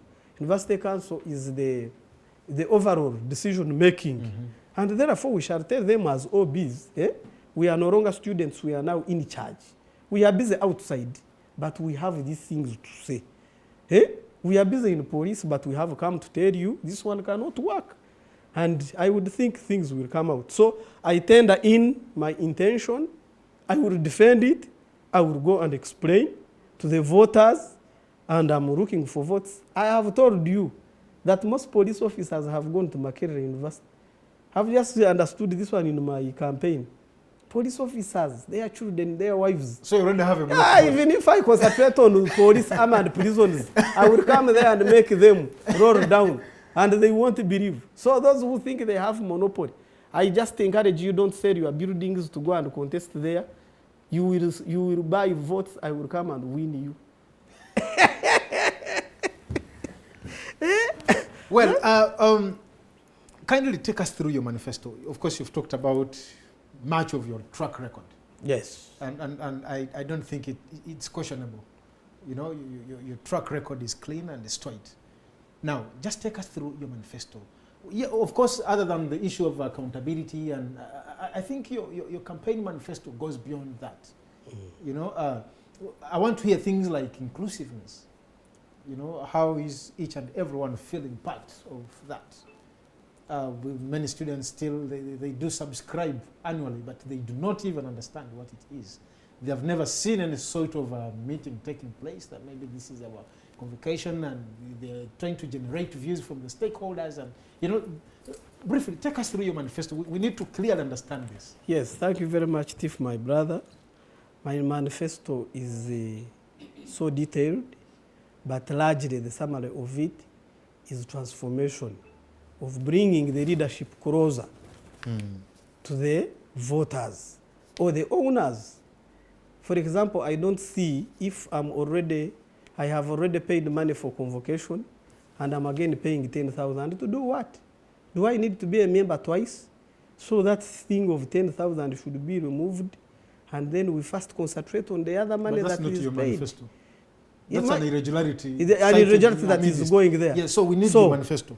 Transformation by engaging the stakeholders, those in the government and outside, is one of the agenda that I want to make sure that wherever they are, I mobilize them, come tell them our Makerere belongs to us. We cannot leave it because it remains the historical institution of higher education in the country and in Africa. So it's high time that we love it. So sensitization is a greatest manifesto that I want to do. Then I want to engage them to make sure that we also participate in research. Because Makerere is a center for research. You know, most of the government entities and private sector, they are not working out simply because maybe there is no research. So people who are outside... Makerere has done well in this line of research. It has done well, but the alumni, all of the OBs and OGs involved in this, they are those that are languishing and they are doing badly. So it is high time that we do. Then I intend to organize to have a job center, a pool. One of the problems of the country is unemployment. Unemployment is affecting the government, is affecting the church, is affecting family. And I would think that united we stand, united we can do together. Yep. We can create a pool of jobs, and then people pass through the convocation. We advertise the way you are seeing the job websites. We can have one of Makerere convocation is in partnership with public service to have 1,000 people. Private sector foundation in Uganda. Private sector. We go there, we tell them you need to partner with convocation because Uganda we are the Manufacturers ones. Association. All of them to make sure that there is a link between the factory and the blade. If Makerere is producing for them the graduates. I like that. Yes, then what is the link there? So for us, we shall say the management says its mind through the convocation.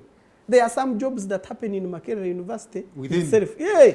And you find they are having people from Mbarara, from where, yet their own are the problems there. No, they could Yes. be coming So, from Mbarara, but when with the experience, but can we see our own? Then we weigh through. So that thing of job, of employment is on my heart.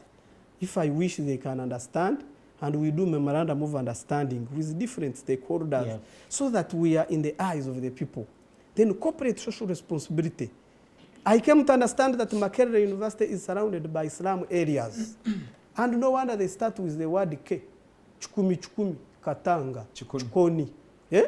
You see how they Kagugube, K. So I want to break that K slum area by giving back to them. It is bad to find that you are surrounded by people who are brainy.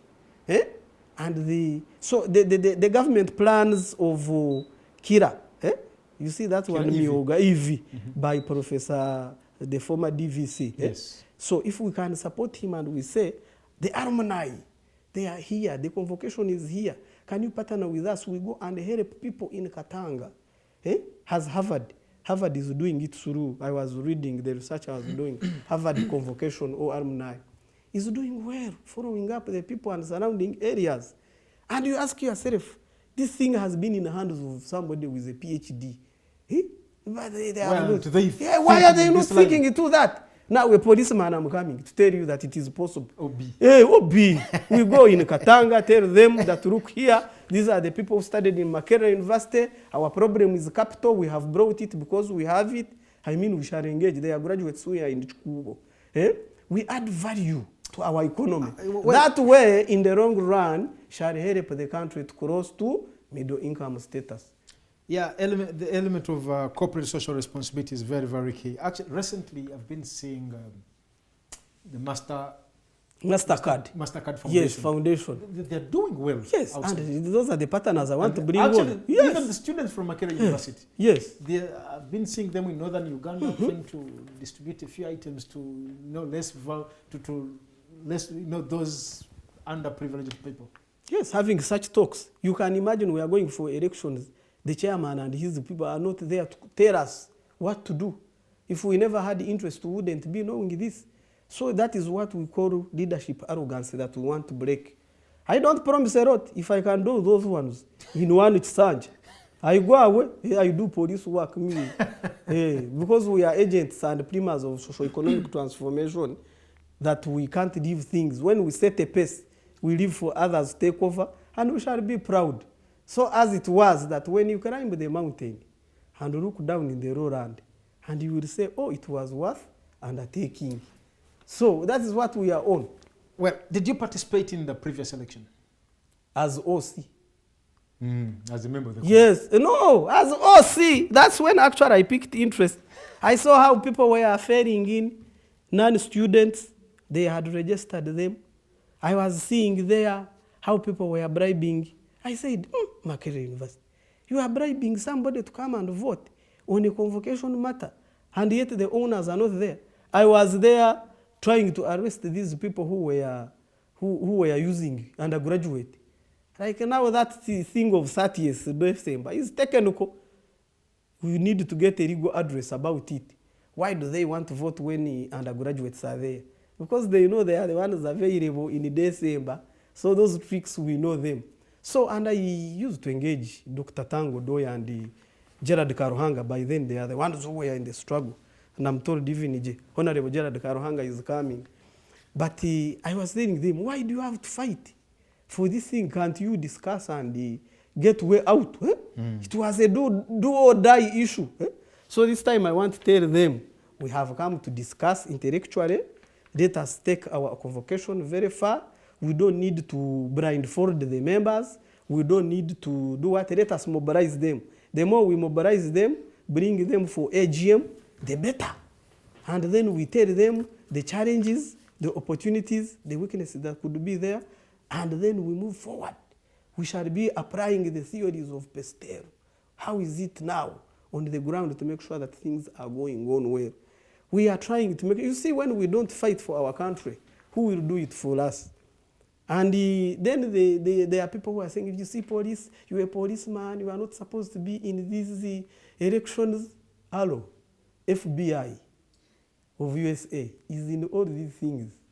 They make sure that they are in, wherever there is strategic interest that can help a country to move forward, FBI is there. So police is not different from being in this issue. Afande Mucunguzi, you see, when I look at the mandate of convocation, well, yes, the mandate, or is it the objectives?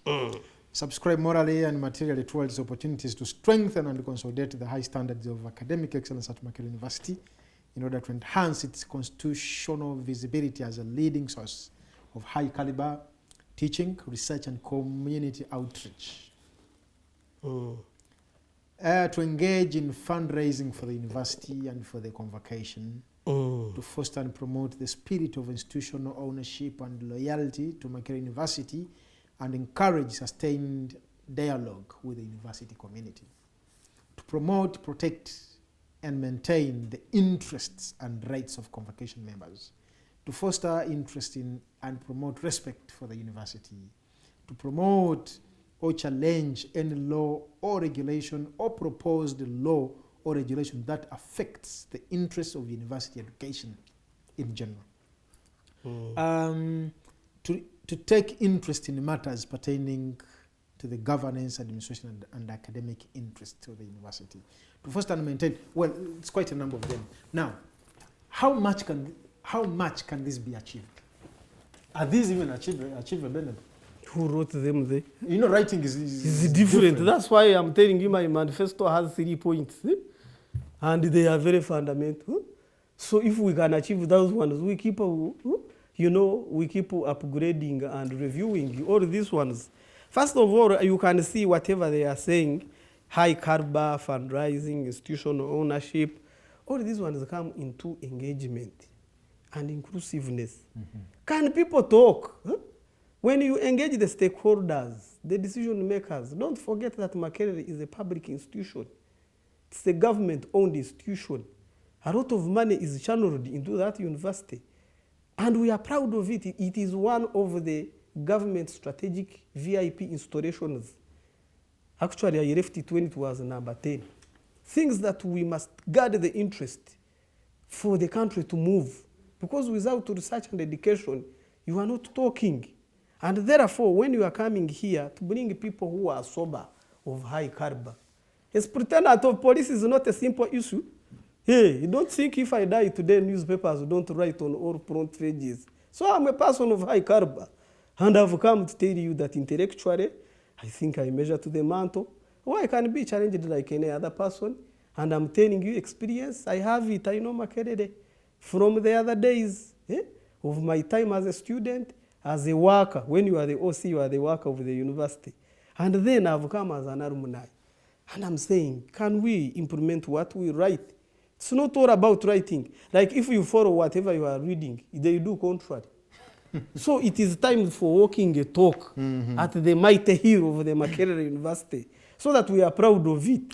Well, when you talk, and they have the activities. Yes. The convocation is duty-bound to meet and discuss matters within the sphere of Makerere University and transmit the recommendation arising out of such discussion to the University Council, Senate, and the relevant committees.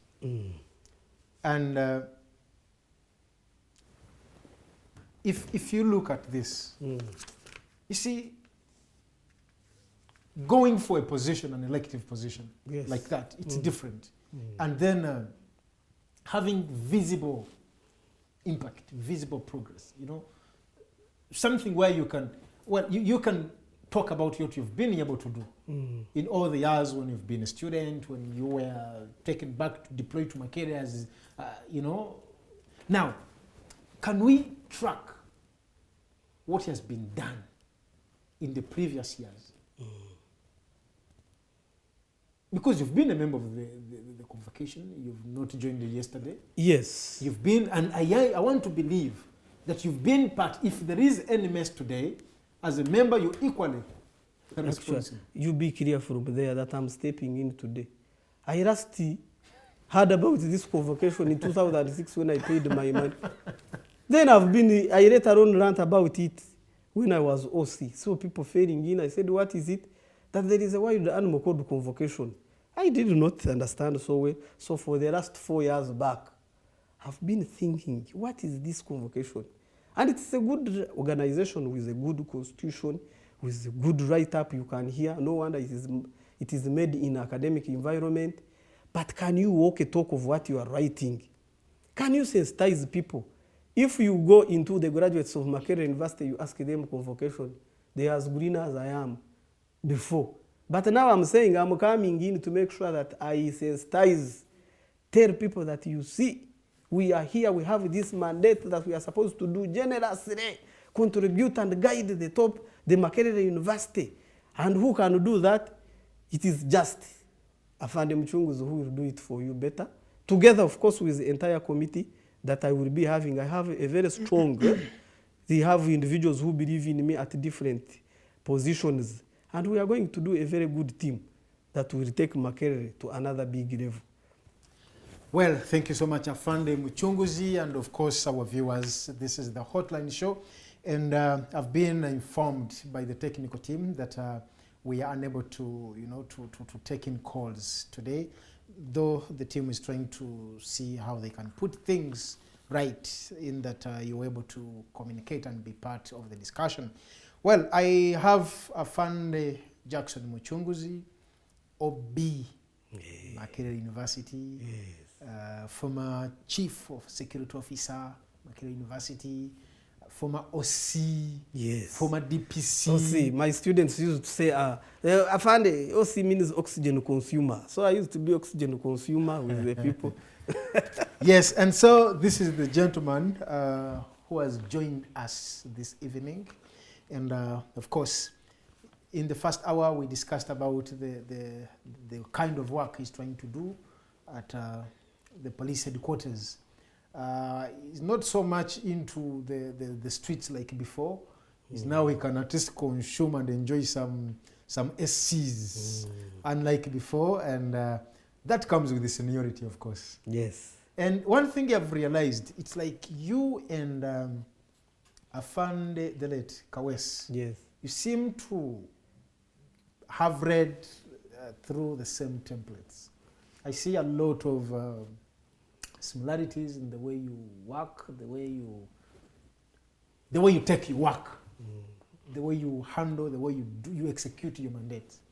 You seem to have read the same template. I don't know. And if he was alive today, I know he would have voted me chairman of convocation because he was chairman of Rumumba. But let me hope. I'm hoping him on many things. So don't kill me. That is not a good point to note on. But he was a very bright person. Yes, and I loved his approach. If he had lived today, Uganda Police would be far. No wonder you can see when I went to look for a doctrine, I found he had written something. He was my friend. He used to bully me. Short man, Mucunguzi, see me, I'm short because of vision. He was tall. No, he was just tall. So I told him if I put a chair up and I climb up, we can be. Then he used to laugh me over. May his soul rest in peace. But we are still there. We have very many blind people. The current leadership is very sober enough to make sure that we are achieving our police vision and mission and our mandate. You can see a lot of changes that are coming up. It is not easy to police Ugandans. It is not easy. When they have something in the pocket, they can slap you. When they have their freedom, when they have... Then now politics, by the way, this multi-party politics has caused the problem. People, everybody wants to be, you know, in charge, solution, and the police are supposed to be there. So it is a tricky situation to be in the middle, but we do our best. We still go back to our ethics, we go back to our core values, we go back to our vision and mission of making sure that we are there until one day we shall have a crime-free society. And I think together, as Ugandans, if we work together and think together, we can do much better. Let us not blame portion that this is for police, this is for Mucunguzi, this is for so and so. No way. If we unite together, we look beyond our tribes, we look beyond our names, we look beyond our color, we look beyond our gender. That so and so is a woman, cannot do that. No way, things can do much better. I'm a person who is always optimistic. I believe things can change, especially when we are inclusive. I'm seeing so many comments, unfortunately. I cannot read them. I want to ask the team to just share some of these comments. Well done, Afande Jaffes, for... Jaffes is my nickname in the village now. Oh, this one must be a village boy. Eh? Yeah, and you know I'm a village-made star. No wonder my accent is always there. Tumisime Benon, thank you for watching. Ethan Mwine Makeri is no longer the best, by the way, Afande. Yeah. Kabale Eric, novelist, I'm on. Well, I want to ask the team in the control room to, because I'm seeing over 50 comments here. I want the team kindly share them with me so that I can read them through as we get closer to the end of tonight's discussion. Well, Afande, yes. How simple, how tough is that big office you are looking at? The one of convocation. To me, so long as it is in the hands of the voters, the owners, it is simple. But when we remain in the hands of few individuals, it is a tough office. To the extent that it should be removed if it doesn't want to go back to where? To the owners. A thing that is there, collecting money, not accounting it to people, is not bringing proposals, is not engaging. You must, you know, there is doing many things, but how do you communicate them? We need to always amplify our achievements. We have done that, we have done that. Our name, our brand convocation should be in the ears and eyes of the graduates. We need to be the agents of hope to those who thought that they could not keep in touch with Makerere. Any achievement that is done by Makerere University, convocation is supposed to be there, to be the amplifier, to tell the people that you see, we have, for example, now of recent I saw a new gate. It's a good achievement to be there to popularize it. Be proud of the great Makerere. Well, Afande, when you say if the right people are into office, the work will be simple. Yes. Do you think there must have been deliberate moves to make it look and seem very difficult for other people to? Yes, the moment there is financial, and they don't want to close the financial issue of it, it becomes that's why I normally say, could it be a scene of crime that we need to unmask and make sure that we open up to the public? If we do that, we can be much better. We need to do audit of the past regimes. Well, yes. I have some questions here again. Afande's views seem to be of the now generation. Yes. But given the fact that the university leadership, management, and voters are of ancient times, how sure is he? You know this was coming in my inbox.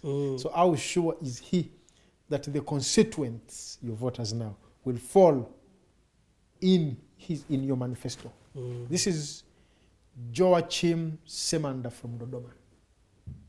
Dodoma, Tanzania. Yeah, you see how I've become now regional. So you've become international. International. Ndugu yangu kutoka Tanzania. Asante sana for that question.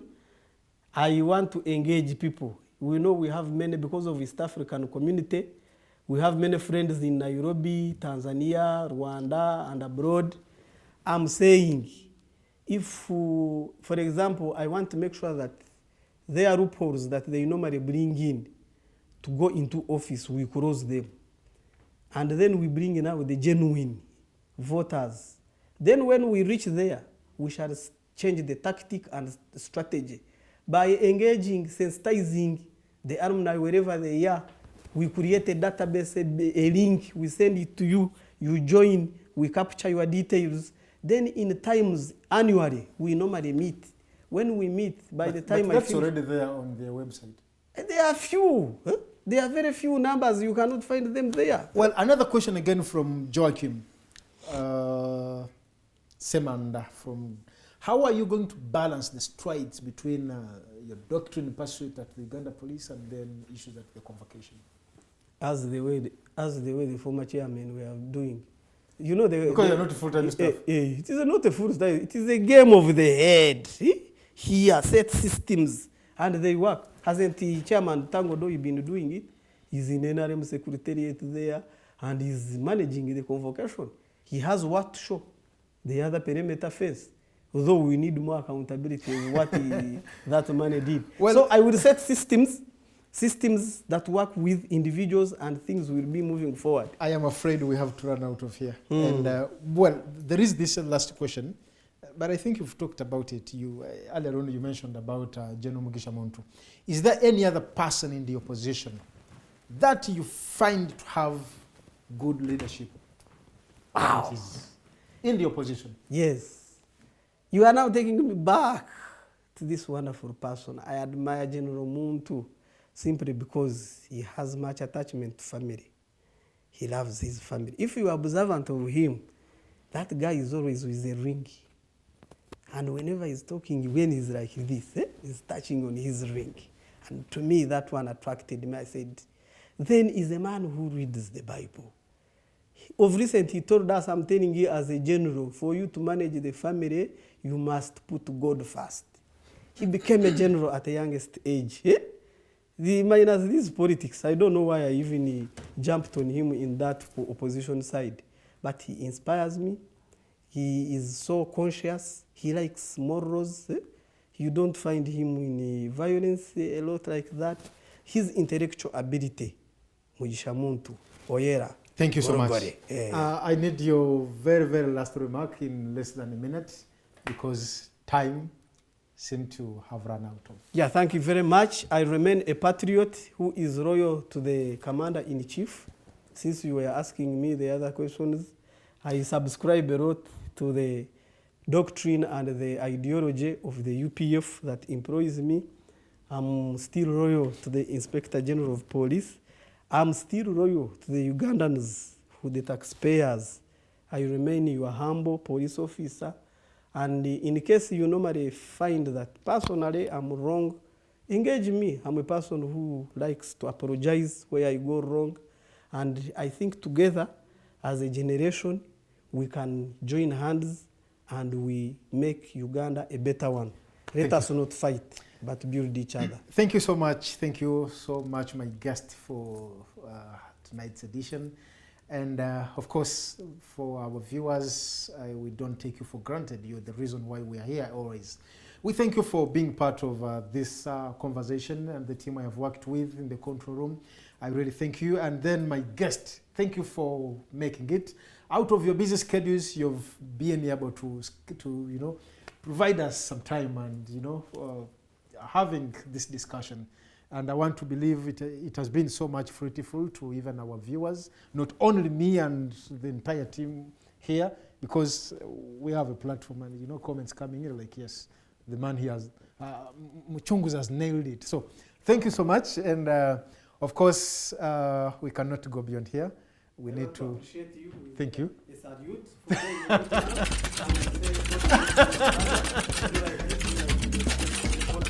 Thank you. Thank you. Thank you so much, Afande. Hey.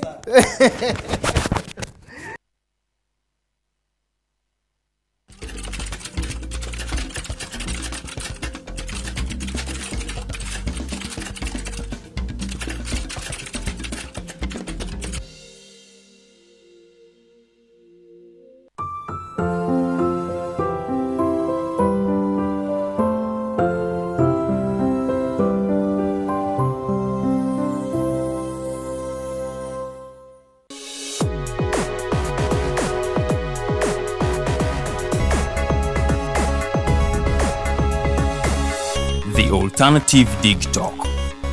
Real issues, real talk.